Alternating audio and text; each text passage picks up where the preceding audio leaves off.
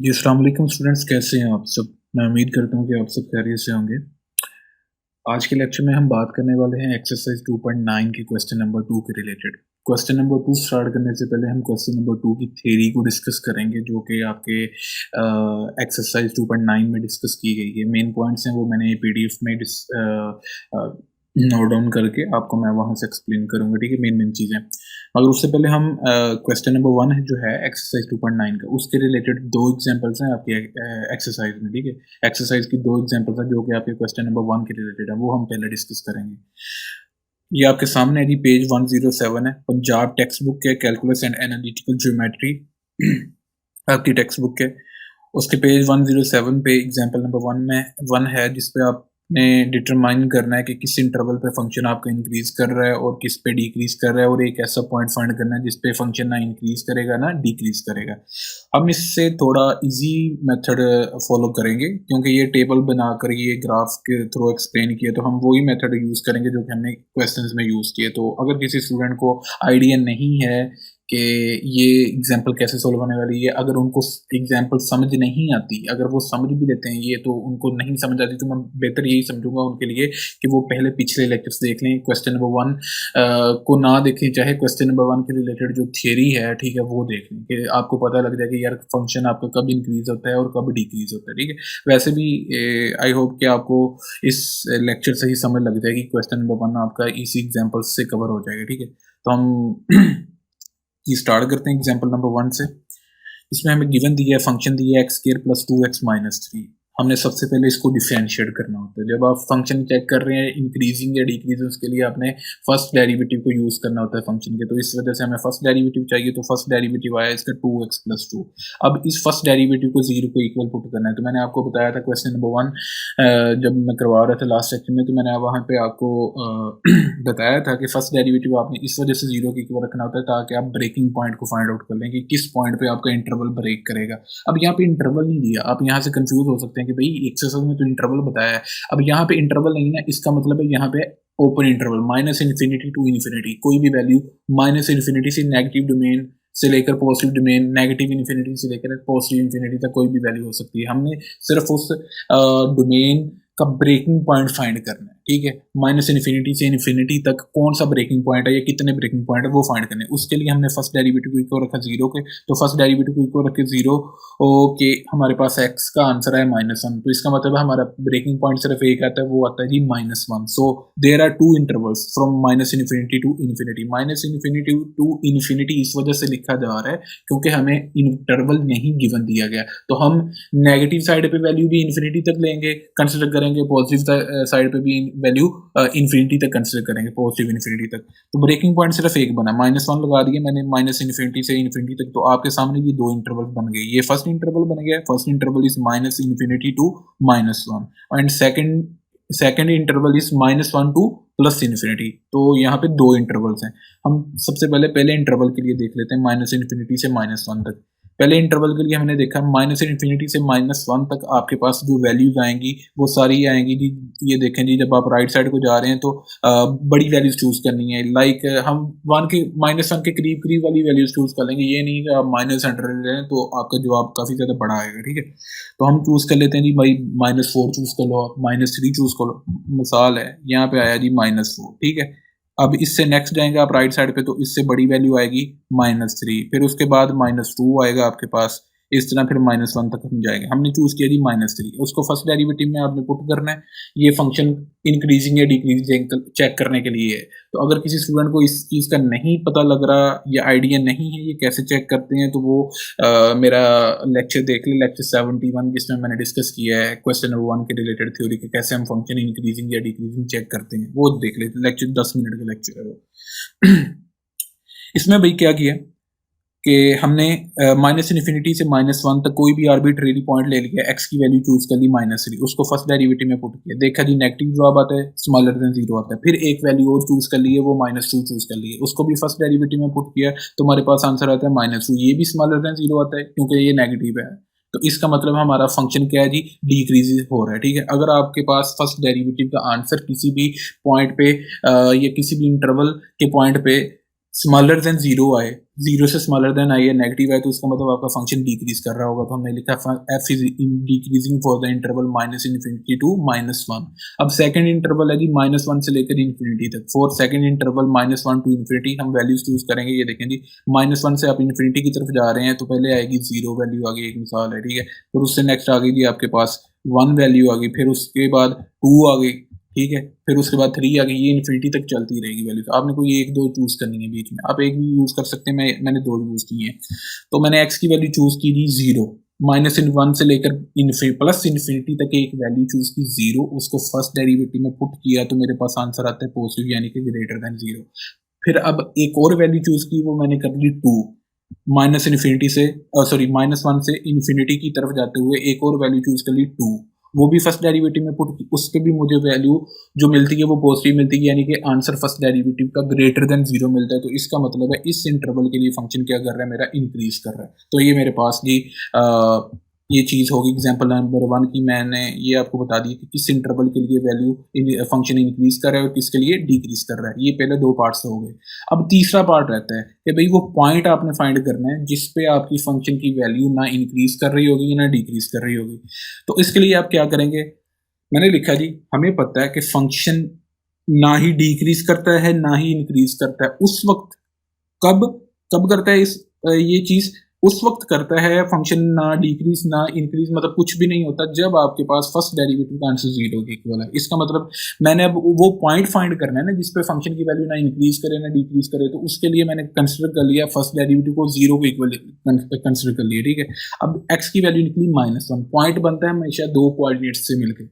ये दो कोऑर्डिनेट्स तो मस्ट होने चाहिए, 3 हो जाए तो वो एक एक्सेप्शनल केस, एक x कोऑर्डिनेट और एक y कोऑर्डिनेट। अभी तक x कोऑर्डिनेट की वैल्यू मिली है हमें, y कोऑर्डिनेट की वैल्यू हमने ढूंढनी है। वो कैसे, हमने जो x की वैल्यू आपके पास निकली, यानी कि ब्रेकिंग पॉइंट कह लें इसको चाहे, x की वैल्यू -1 जो कि हमने प्रीवियस भी निकाली इसी क्वेश्चन के लिए, उसको हमने गिवन फंक्शन में पुट करना है। क्यों भाई, गिवन फंक्शन में वहां से y की वैल्यू फाइंड करने के लिए। y तो वहां पे लिखा कोई नहीं है, वहां पे तो लिखा है f इंटू एक्स।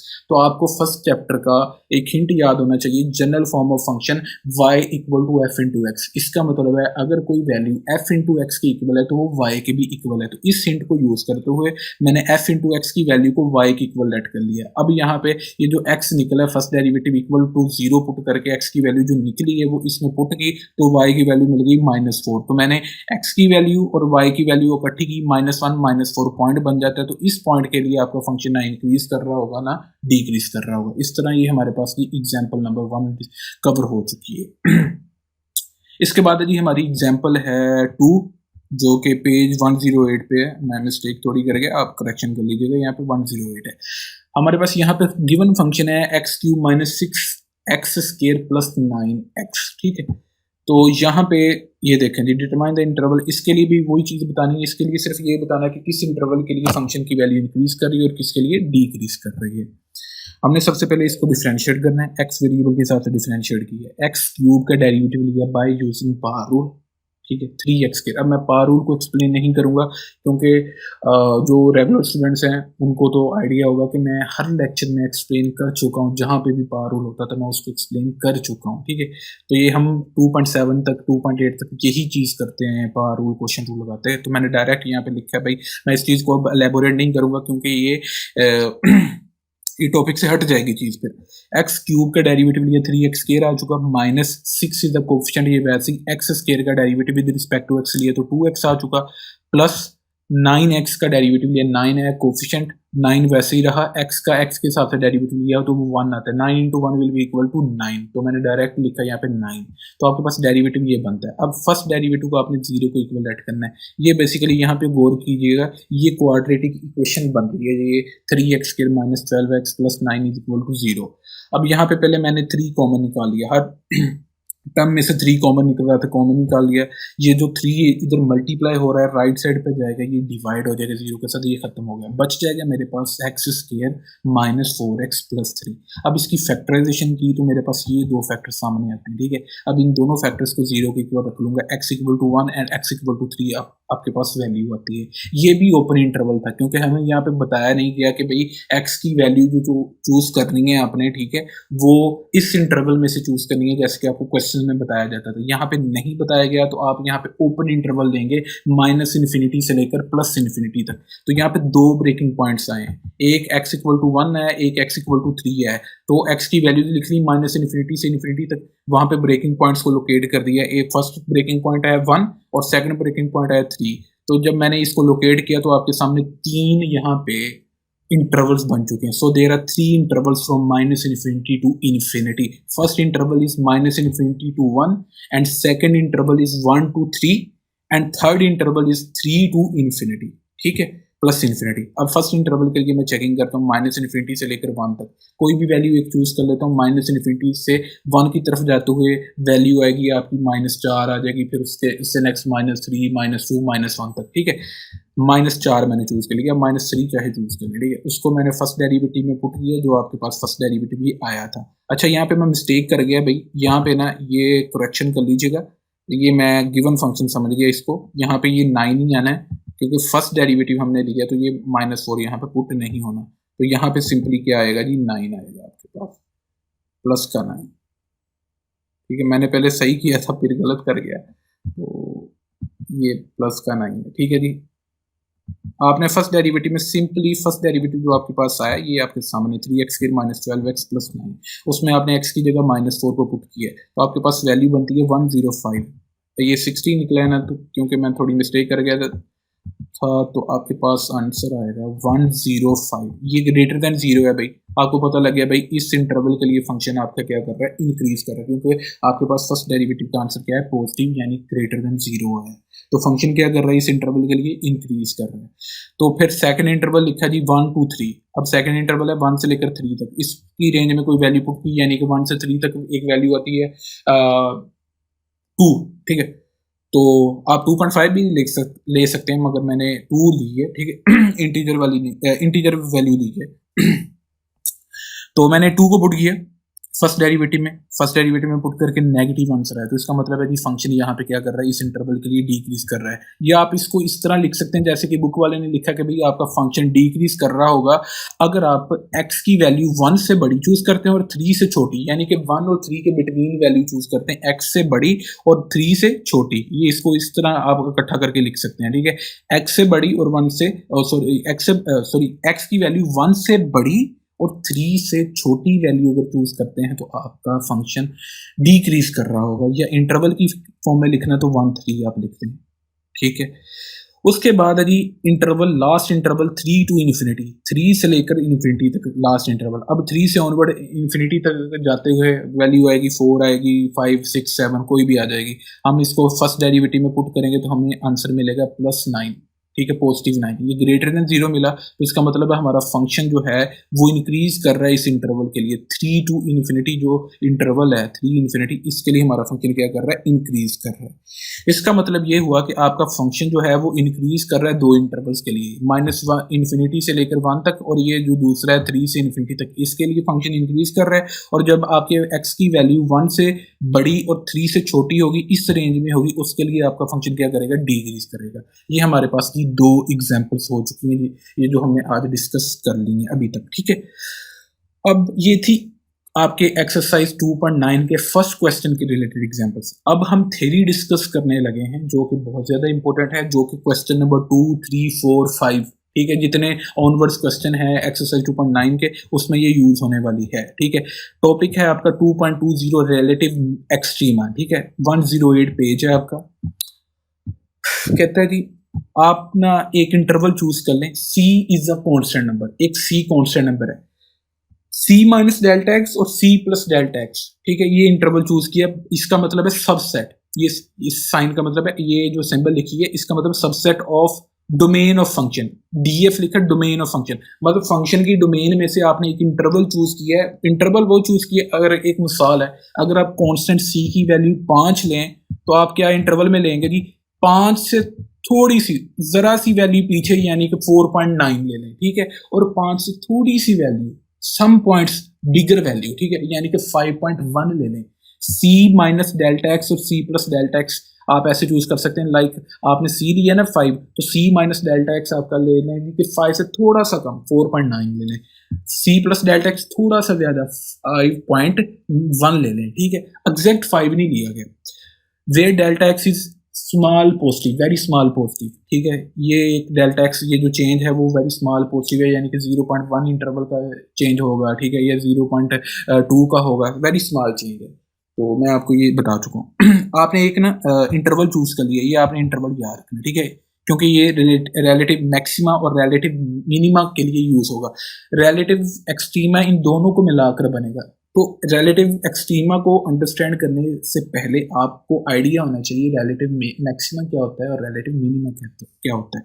आपका एक फंक्शन वो कहलाएगा रिलेटिव मैक्सिमा, या कह लें कि आपके फंक्शन की वैल्यू मैक्सिमम होगी, या कह लें फंक्शन आपका रिलेटिव मैक्सिमा कहलाएगा अगर फंक्शन में डायरेक्ट सी पुट करूं, ठीक है, उसका आंसर एफ इंटू एक्स के मुकाबले में बड़ा है या उसके इक्वल है। एफ इंटू एक्स क्या है, इसमें जो एक्स की वैल्यू यहाँ पे पुट हो रही है वो इस इंटरवल में से चूज की गई होगी, इस इंटरवल में से वो चूज की गई होगी, ठीक हो गया जी। यानी कि एक वैल्यू ले लिया आपने इस इंटरवल में से और एक वैल्यू आपने एग्जैक्ट सी इक्वल टू 5 ले लिया, ठीक है। वो कह रहा है कि अगर आप फंक्शन में direct C equal to 5 put करें तो आपका आंसर बड़ा आए, बजाय इसके कि अगर आप ये खास इंटरवल में से कोई वैल्यू अगर चूज करें तो उसके इक्वल या उससे बड़ा आए तो आपका फंक्शन क्या कर रहा होगा जी, रिलेटिव मैक्सिमा। ऐसा फंक्शन रिलेटिव मैक्सिमा कहलाएगा। इस चीज को ग्राफ से अंडरस्टैंड कर लेते हैं। लाइक ये एक सी कांस्टेंट नंबर है, ठीक है, उससे just before C minus delta X हो गया, जस्ट आफ्टर सी, ठीक है, सी कांस्टेंट नंबर से just after C plus delta X हो गया। सी से कुछ पॉइंट्स पहले की वैल्यू सी माइनस डेल्टा एक्स होगी और कुछ पॉइंट्स बाद की वैल्यू सी प्लस डेल्टा एक्स होगी। अब रिलेटिव आपने मैक्सिमम बताना है। अब ये देखें जी, एग्जैक्ट सी पे आपको पॉइंट यहाँ पे मिल रहा है, ठीक है, सी माइनस डेल्टा एक्स पे पॉइंट आपको यहाँ पे मिल रहा है और सी प्लस डेल्टा एक्स पे पॉइंट यहाँ पे मिल रहा है। लाइन यहाँ पे ड्रा हो रही है, इसका मतलब है कि जी एग्जैक्ट सी पे आपको मैक्सिमम वैल्यू मिली है, उससे पीछे देख लें, सी से थोड़ा सा पीछे देख लेंगे, सी से आगे देख लें, आपको वैल्यू क्या मिल रही है, छोटी मिल रही है। एफ इंटू एक्स की वैल्यू, ठीक है, सॉरी, फंक्शन जो है आपका एफ इंटू सी पे बड़ी वैल्यू दे रहा है और सी से थोड़ा पीछे जो पॉइंट होगा उस पे वैल्यू छोटी दे रहा है। और चाहे आप थोड़ा सा पीछे चूज कर लें सी से वैल्यू को, या थोड़ी सी आगे वैल्यू चूज कर लें सी से, ठीक है, थोड़ी सी, उस पे भी आपको छोटी वैल्यू दे रहा है, एग्जैक्ट सी पे आपको बड़ी वैल्यू मिल रही है। तो ऐसे फंक्शन को आप रिलेटिव एक्सट्रीमा कहते हैं, ठीक हो गया। इसके बाद है जी रिलेटिव मिनिमा। अच्छा, मैंने ना इसका एक तोड़ निकाला है इन क्वेश्चंस को सोल्व करने का, वो बहुत ज्यादा इजी है। डेफिनेशन समझाना आपको जरूरी था क्योंकि एग्जाम्स में भी पूछ सकता है, एमसीक्यू पॉइंट्स में भी पूछी जा सकती हैं। वो तो स्टेटमेंट लिखेंगे ना, वहां पे तो सीधी उर्दू तो नहीं ना पूछेगा। मैंने ना उसको अपने अल्फाज में, आसान अल्फाज में करके लिखा है, तो उस उर्दू को फॉलो करते हुए वो एक पेज है सिर्फ। तो इंशाल्लाह नेक्स्ट लेक्चर में हम वो डिस्कस करेंगे। वो एक पेज आप डिस्कस कर लीजिएगा, समझ लीजिएगा, ठीक है। हम वो एक पेज डिस्कस करेंगे आज इंशाल्लाह। आप देखेंगे भाई कि आपके अगले सारे क्वेश्चंस वो उसी एक पेज के कॉन्सेप्ट को फॉलो करते हुए हल हो जाएंगे। मैंने आसान अल्फाज में उस चीज़ को बयान किया है। एनीवेज ये डेफिनेशंस को समझना जरूरी था, तो इस वजह से मैं इनकी एक्सप्लेनेशन कर रहा हूँ। तो इस वजह से आपको कह रहा हूँ कि इनको याद रखिए, क्योंकि ये एमसीक्यूज में भी पूछा जा सकता है आपके साथ आपसे। अब भाई इंटरवल वही है, C minus delta X, C plus delta X. अब यहाँ पे ये होगा कि भाई आपको एफ इंटू सी पे वैल्यू मिले छोटी, और ये जो इंटरवल है, ये जो खास आपने चूज किया just before C and just after C वाली वैल्यू वाला, ठीक है, उस पे आपको जवाब मिले बड़ा, ठीक है। यानी कि ये देखें ग्राफ से आप समझे, वो सारी चीज, सारी इंग्लिश वही लिख रही है यहाँ पे। ये जो ग्रेटर देन इक्वल टू का साइन था वो स्मॉलर देन इक्वल टू के साइन में चेंज कर दें, ठीक है, मतलब एरो की ओपनिंग को इन्वर्ट कर दें, चेंज कर दें, रिवर्स कर दें, ठीक है। बस यही चीज हुई है कि यहाँ पे क्या हो रहा है कि एग्जैक्ट सी पे आपको वैल्यू मिल रही है छोटी, सी से कुछ पॉइंट्स पहले, ये सी से कुछ जस्ट आफ्टर सी वैल्यू आपको मिल रही है बड़ी। जस्ट आफ्टर सी देख लें या जस्ट बिफोर सी देख लें, आपका पॉइंट यहाँ पे लोकेट हो रहा है, यहाँ पे वैल्यू आपको बड़ी मिल रही है, और जस्ट एट सी, एग्जैक्ट सी पे आपको वैल्यू मिल रही है छोटी। तो ऐसे फंक्शन को कहते हैं रिलेटिव मिनिमा, ठीक हो गया जी। आई होप कि इस चीज की आपको समझ लग चुकी होगी, ठीक है। इसके बाद ये तीन मेन पॉइंट्स आते हैं जिनकी अंडरस्टैंडिंग होना बहुत ज़्यादा ज़रूरी है, क्योंकि ये एमसीक्यूज में पूछे जा सकते हैं। काफ़ी ज़्यादा स्टूडेंट्स इस चीज़ को कंफ्यूज करते हैं, उनको आइडिया नहीं होता कि ये चीज़ क्या होती है। मैंने इन चीज़ों को खुलासे के तौर पे बयान किए। कह लें कि यार मैंने इस सारी थ्योरी को रीड आउट किया, उसमें जो मेन पॉइंट्स है वो मैंने डिस्कस किए हैं, ठीक है, मेन मेन चीज़ें लिखी हैं ताकि आपके लिए याद करना ना ईजी हो, आप सारी थ्योरी को पढ़ के ज़रा डबल माइंडेड ना हो जाएं, तो सारी चीज़ें ना घूम ही ना जाएं, तो इस वजह से मैंने इसको मेन चीज़ें लिखी हैं ढूंढ ढूंढ के ना, थ्योरी सारी रीड आउट करके। अच्छा जी, पहला आता है क्रिटिकल पॉइंट, ठीक है, critical point and critical value, ये बड़ा अहम है क्योंकि ये क्वेश्चन में इस्तेमाल होने वाला है, ये बड़ा अहम है। इसका मतलब पता क्या है, एक मिसाल है, आपने एक सी कांस्टेंट नंबर चूज किया जो कि फंक्शन की डोमेन में से बिलोंग करता है, फंक्शन की डोमेन होगी उसकी मतलब इतनी रेंज है जी फंक्शन की, इस रेंज के लिए फंक्शन डिफाइंड होगा, उसके बाहर फंक्शन अनडिफाइंड होता है, उस डोमेन में आपने एक कांस्टेंट नंबर सी चूज किया। अगर उस कांस्टेंट नंबर को फंक्शन के फर्स्ट डेरिवेटिव में पुट करके जवाब 0 मिले, ठीक है, इसका मतलब क्या है, फंक्शन के फर्स्ट डेरिवेटिव में वो खास कांस्टेंट नंबर पुट किया जा रहा है, या तो आपको जवाब 0 मिले या तो आपको जवाब मिले ही ना, यानी कि डिफाइंड आंसर ना मिले, अनडिफाइंड आंसर मिले, ठीक है। तो ऐसे वैल्यू को, ऐसे सी कांस्टेंट नंबर को, ऐसी वैल्यू को आप कहते हैं क्रिटिकल वैल्यू। ऐसी वैल्यू आसान अल्फाज में ये कह सकते हैं, ऐसी वैल्यू जिस पे आपका फर्स्ट डेरिवेटिव, ठीक है, अनडिफाइंड हो जाए या फर्स्ट डेरिवेटिव आपका 0 हो जाए, ऐसी वैल्यू को हम क्रिटिकल वैल्यू कहते हैं। और ऐसे पॉइंट को हम क्रिटिकल पॉइंट कहते हैं। ग्राफ पे जो पॉइंट होगा, ये पॉइंट कैसे निकाला गया जी, ये होगी एक्स एक्सिस की वैल्यू, ये एक्स कोऑर्डिनेट की वैल्यू, ठीक है, समझ लेंगे ये एक्स कोऑर्डिनेट की वैल्यू। आपके पास कोई ना कोई फंक्शन होगा ना एफ इंटू एक्स में ये सी पुट कर दें तो ये एफ इंटू सी बन जाएगा ना, ठीक है। तो ये वाई की वैल्यू होगी, ये मैं आपको पीछे भी बता चुका हूँ। तो ये इकट्ठी करें और ये एक्स की वैल्यू जो इकट्ठी करें तो एक पॉइंट बन जाएगा, तो इस पॉइंट को कहते हैं क्रिटिकल पॉइंट। ओके जी, इसके बाद आता है जी स्टेशनरी पॉइंट। ये बेसिकली एक स्टेशनरी पॉइंट, एक क्रिटिकल पॉइंट होता है, मगर इसके लिए एक कंडीशन है, वो ये है कि भाई क्रिटिकल पॉइंट के केस में फंक्शन का डेरिवेटिव एग्जिस्ट या ना एग्जिस्ट करने वाली चीज कहानी नहीं आती। इसमें एक ही बात आती है कि भाई ऐसा क्रिटिकल पॉइंट जिसके लिए फर्स्ट डेरिवेटिव 0 हो, वो पॉइंट को स्टेशनरी पॉइंट हम कहते हैं। या एक स्टेशनरी पॉइंट की और डेफिनेशन की थी, ऐसा पॉइंट जिसपे ना फंक्शन की वैल्यू इंक्रीज हो ना डिक्रीज हो, ऐसे पॉइंट को हम कह रहे होते हैं स्टेशनरी पॉइंट, ठीक है।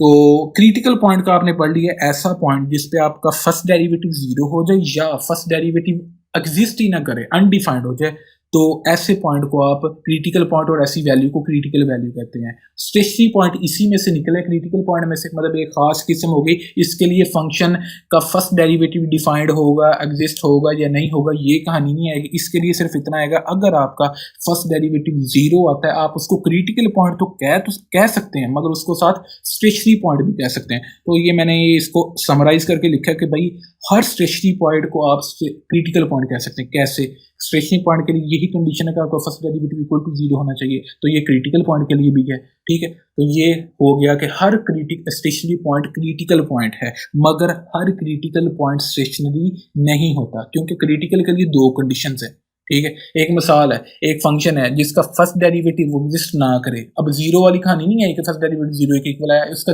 डेरिवेटिव एग्जिस्ट नहीं किया, वो क्रिटिकल पॉइंट तो होगा मगर वो स्टेशनरी की कंडीशन में फिट नहीं हो रहा होगा, तो ऐसे क्रिटिकल पॉइंट को आप स्टेशनरी नहीं कहेंगे, आप उसको कहेंगे भाई ये क्रिटिकल पॉइंट। इस वजह से लिखा कि एक क्रिटिकल पॉइंट हो भी सकता है और नहीं भी हो सकता स्टेशनरी पॉइंट, ठीक है। एक क्रिटिकल पॉइंट को आप स्टेशनरी पॉइंट कह भी सकते हैं और नहीं भी कह सकते, ठीक है। आगे जो लास्ट पॉइंट है जी, टर्निंग पॉइंट।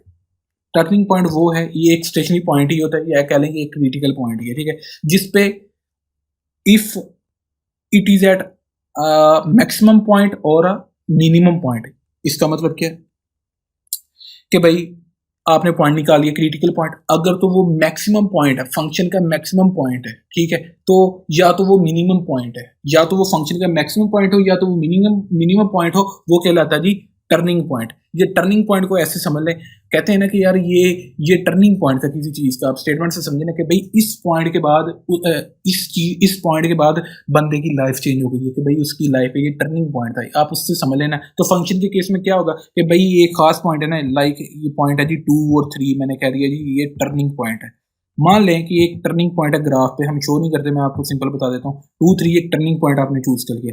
अब मान लें कि यार इस पॉइंट से पहले आपका फंक्शन है डिक्रीज कर रहा था, भाई उसमें ये डिक्रीमेंट हो रहा था, मगर इस पॉइंट के बाद आपका फंक्शन ऐसे इंक्रीज करना शुरू हो गया, ठीक हो गया। तो ये टर्निंग पॉइंट हुआ ना फंक्शन के लिए साबित, कि जिसके बाद आपका फंक्शन मैक्सिमम इंक्रीज करना शुरू हो गया या डिक्रीज करना शुरू हो गया, ठीक हो गया कि मतलब उसके वो जो चेंज आ गई ना, इंक्रीमेंट या डिक्रीमेंट में चेंज आ गई, पहले इंक्रीमेंट था तो डिक्रीमेंट हो जाए, ठीक है, या पहले डिक्रीमेंट हो रहा था तो बाद में इंक्रीमेंट हो जाए, तो ऐसे पॉइंट को टर्निंग पॉइंट कहते हैं फंक्शन का। आई होप कि इन तीनों पॉइंट्स का आपको समझ लग गई होगी, इन तीनों पॉइंट्स का कॉन्सेप्ट क्लियर हो चुका होगा आपको। इसके बाद है जी last point, point of inflection. ये भी पॉइंट अहम है, इसके रिलेटेड एक एग्जांपल है, ठीक है, आपकी थ्योरी में। और इसके बाद क्वेश्चन नंबर 2 का जो फर्स्ट पार्ट है वो पॉइंट ऑफ इन्फ्लेक्शन का है, ठीक है। तो इस पॉइंट को समझना जरूरी है। तो मैंने बड़े आसान अल्फाज में बयान किया है, तो नेट पे थोड़ा सा ना एडवांस बयान किया, कॉन्केविटी बयान किया, तो मैंने उस चीज़ को डिस्कस नहीं किया जो कि आपके कोर्स में नहीं है, तो मैंने इसको आसान अल्फाज में आपको एक्सप्लेन करने की ट्राई की है। तो मैंने इसको आसान अल्फाज में लिखे। मैंने कहा जी ऐसा पॉइंट, कर्व का एक ऐसा पॉइंट, लाइक ये एक कर्व है, ठीक है, एक कर्व का ऐसा पॉइंट जिसपे कर्व चेंजेस साइन, कर्व अपना साइन चेंज कर लेती है। साइन चेंज करने के से क्या मुराद है, एक मिसाल ये ग्राफ है, ठीक है, मैं कर्व बनाता हूँ, ठीक है। अब ये जो एक पॉइंट है, ये जो पॉइंट है, ये पॉइंट ऑफ इन्फ्लेक्शन है। ये कैसे पॉइंट ऑफ इन्फ्लेक्शन है कि भाई इस पॉइंट के बाद ऊपर देखें तो फंक्शन कर्व ने साइन चेंज किया, कर्व का साइन पॉजिटिव हुआ। इस पॉइंट के बाद देखिए नीचे को देखो तो कर्व का साइन क्या हुआ, नेगेटिव हुआ। यानी कि ऐसा पॉइंट, कर्व का एक ऐसा पॉइंट जिसपे कर्व अपना साइन चेंज करती हो, ऐसे पॉइंट को हम पॉइंट ऑफ इन्फ्लेक्शन कहते हैं। अच्छा, ये मेरा ख्याल है आपके दिमाग में नहीं पड़ी होगी ये चीज़, इसको हम इससे भी आसान करते हैं। ये जो आपके क्वेश्चन के रिलेटेड ये चीज़ है ना, ये तो मतलब नेट से उठा के डेफिनेशन होगी ना, मैं खुद कहता हूँ कि नेट से उठाइए। तो मैं इसको, ये जो चीज़ मैंने लिखी है, ये जो इन्वर्टेड कॉमर्स में लिखी है, ये मैंने खुद लिखी है कि भाई आपको कैसे पता लगेगा पॉइंट ऑफ इन्फ्लेक्शन है। ऐसा सी की वैल्यू आ गई आपके पास, क्रिटिकल वैल्यू, सी यानी क्रिटिकल वैल्यू आ गई आपके पास, ऐसी क्रिटिकल वैल्यू जिस पे फर्स्ट डेरिवेटिव भी फेल हो जाए और सेकंड डेरिवेटिव भी फेल हो जाए, तो ऐसे पॉइंट ने आपको पॉइंट ऑफ, ऐसी वैल्यू ने आपको पॉइंट ऑफ इन्फ्लेक्शन देना है। ये पॉइंट ऑफ इन्फ्लेक्शन निकलेगा कैसे, ये इंशाल्लाह हम क्वेश्चन नंबर 2 के फर्स्ट पार्ट में ही देख लेंगे, ठीक है, और इसके रिलेटेड एक एग्जाम्पल भी डिस्कस करेंगे। आज के लिए बस जी इतना ही काफ़ी है। इंशाल्लाह नेक्स्ट हम क्वेश्चन नंबर 2 से स्टार्ट करेंगे। और मैंने जो आपसे बात की है कि भाई क्वेश्चन नंबर 2 या 2 से ऑनवर्ड जितने भी क्वेश्चंस हैं आपके, मैं आपको दिखाता हूँ, ये जितने भी क्वेश्चंस हैं 2 से लेकर ये 5 तक, ठीक है, ये सारे एक ही मेथड से सोल्व होने वाले हैं। वो मैंने उर्दू लिखी है और एक पेज की उर्दू, बड़ा ईजी कंसेप्ट है, ठीक है, उसके थ्रू आपको ये कवर हो जाएगा, ठीक है। तो ये जो एंड वाले 3 है ये इंपॉर्टेंट लॉन्ग क्वेश्चंस हैं, मैं आपको पहले भी बता चुका हूँ। तो हम इंशाल्लाह नेक्स्ट लेक्चर में वो उर्दू देखेंगे और उसके बाद मैं आपको पॉइंट ऑफ इन्फ्लेक्शन के रिलेटेड जो एक एग्जांपल होगी और एक वो ये जो फर्स्ट पार्ट है वो हम सोल्व करेंगे। तो इस तरह आपको पॉइंट ऑफ इन्फ्लेक्शन का भी आइडिया हो जाएगा। अच्छा जी, अगर आपको वीडियो अच्छी लगी है तो इसको काइंडली लाइक और शेयर लाजमी कीजिएगा, ठीक है। और किसी ने, अगर स्टूडेंट ने सब्सक्राइब नहीं किया मेरे चैनल को, तो वो काइंडली मेरे चैनल को सब्सक्राइब कर ले। Okay, thank you, good bye.